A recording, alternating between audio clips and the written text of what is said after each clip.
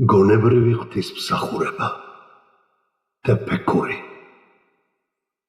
ძვირფასო მორწმუნენო, წმიდა აიათის მიხედვით უზენაესი ბრძანებს, რომელნიც ალლაჰს ახსენებენ ფეხზე მდგომარე, მჯდომარე თუ მწოლიარე და ფიქრობენ ცათა და ქვეყნის გაჩენაზე, ღმერთო ჩვენო, შენ ეს ამაოდ არ გაგიჩენია. დიდება შენდა, დაგვიფარე ჩვენ ცეცხლის სასჯელისაგან. ალ-იმრანი 3:191. ძვირფასო მორწმუნენო, გონება ერთ-ერთი იმ უდიდეს წყალობათაგანია, რომელიც ღმერთმა ადამიანს არგუნა. სასწაულებრივი უნარია საამისოდ, რომ ადამიანმა ერთმანეთისაგან განასხვაოს ჭეშმარიტება და სიცრუე, კეთილი და ბოროტი, კარგი და ცუდი.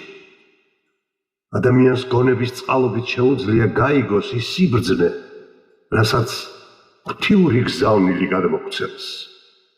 გონების მეოხებით ადამიანს შეუძლია განსჭვრიტოს ბოროტების მავნე შედეგები და არჩევანი სიკეთეზე შეაჩეროს.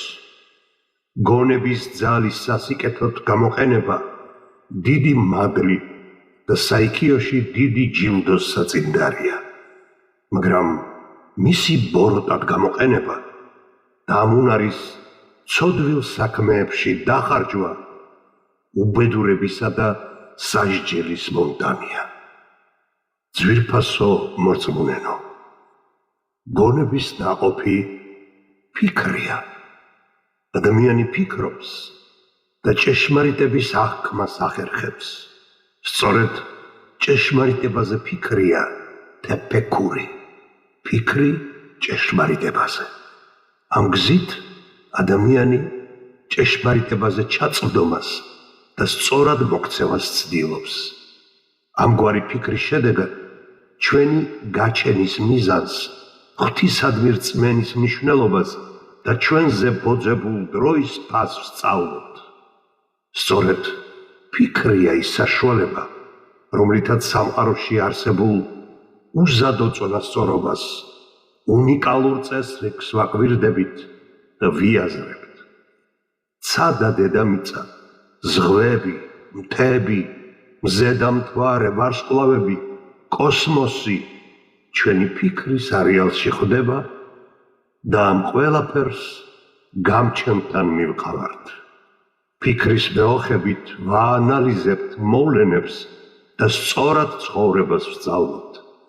ფიქრის საშუალებით ხვდებით იმ უდიდეს პასუხისმგებლობას, რაც ღვთისგან გვაკისრია. ძვირფასო მორწმუნენო, შუამავალი ბრძანებს, გონიერი ადამიანი საკუთარ თავს ფლობს და საიქიოსთვის იღწვის. რა ბედნიერია ის ადამიანი, რომელიც ჭეშმარიტებას ჩასწვდება და გონებას ღვთისმსახურებაში იყენებს. ბედნიერია ადამიანი, რომელიც ამ ქვეყნიურ ცხოვრებას საიქიოსთვის სამზადის უძღვნის.